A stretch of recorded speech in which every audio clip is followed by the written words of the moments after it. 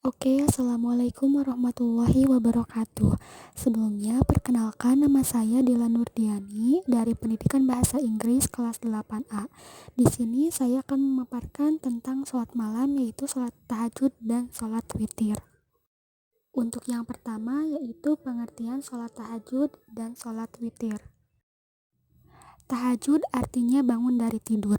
Dalam terminologi Al-Quran, tahajud adalah ibadah tambahan atau nafilah yang dilakukan pada malam hari, baik di awal, tengah, atau akhir malam. Sholat tahajud artinya sholat sunnah yang dikerjakan pada waktu malam hari setelah tidur terlebih dahulu, walaupun tidurnya hanya sebentar. Sedangkan sholat witir adalah sholat sunat yang dikerjakan di malam hari, antara setelah waktu Isya dan sebelum waktu sholat subuh, dan jumlah rakaatnya ganjil.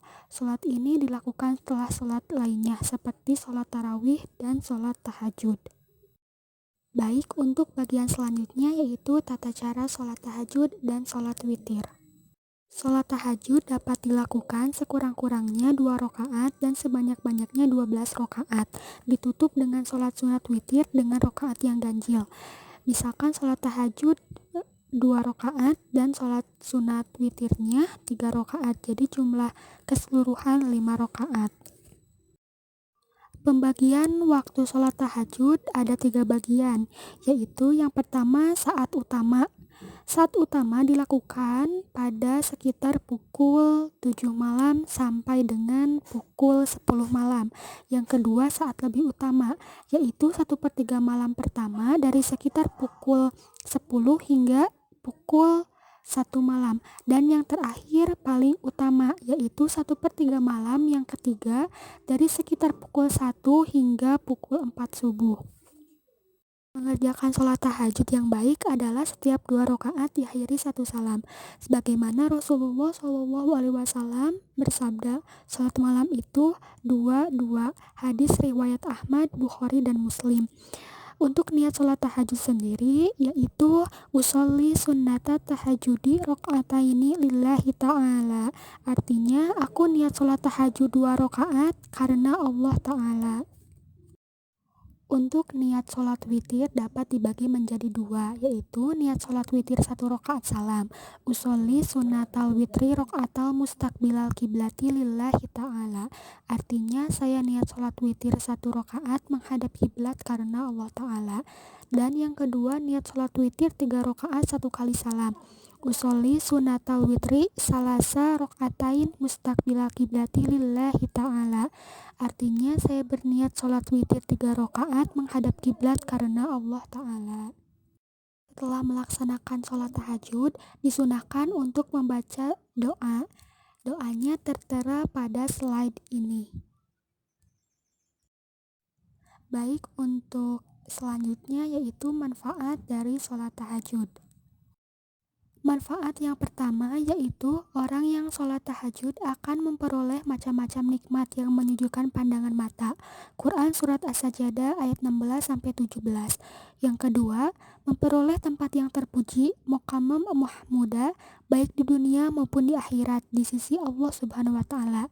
Dihapuskan segala dosa dan kejelekannya dan terhindar dari penyakit. Hadis riwayat At-Tirmizi.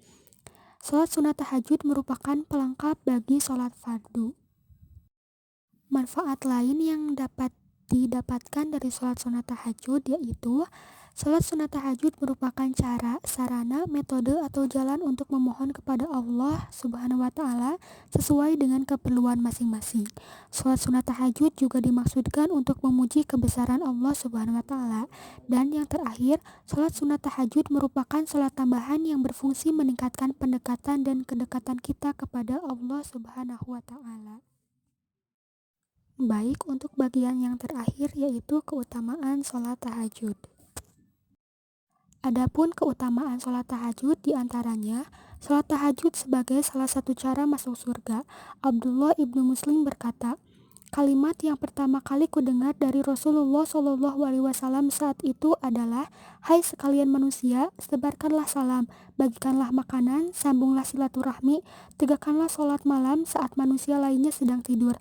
Niscaya kalian masuk surga dengan selamat. Hadis riwayat Ibnu Majah. Yang kedua yaitu amal yang jadi penolong di akhirat. Allah Subhanahu wa Ta'ala berfirman, "Sesungguhnya orang-orang yang bertakwa berada di dalam taman-taman surga dan di mata air, seraya mengambil apa yang Allah berikan kepada mereka. Sebelumnya mereka telah berbuat baik sebelumnya di dunia. Mereka adalah orang-orang yang sedikit tidurnya di tua malam, dan di akhir malam mereka memohon ampun kepada Allah." Quran Surat Az-Zariyat ayat 15 sampai 18. Yang ketiga, pembersih penyakit hati dan jasmani.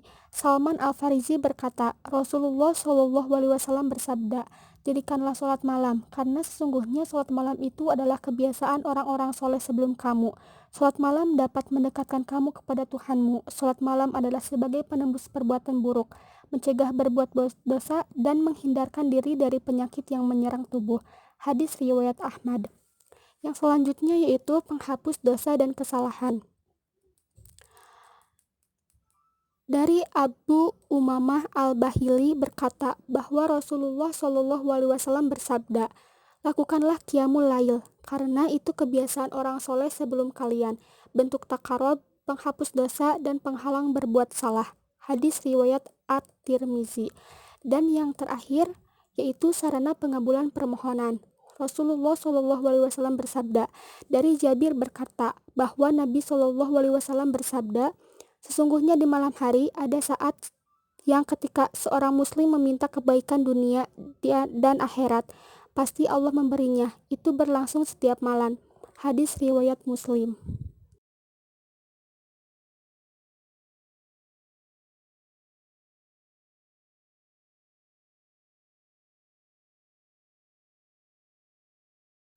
Sekian yang dapat saya paparkan. Terima kasih atas perhatiannya. Wassalamualaikum warahmatullahi wabarakatuh.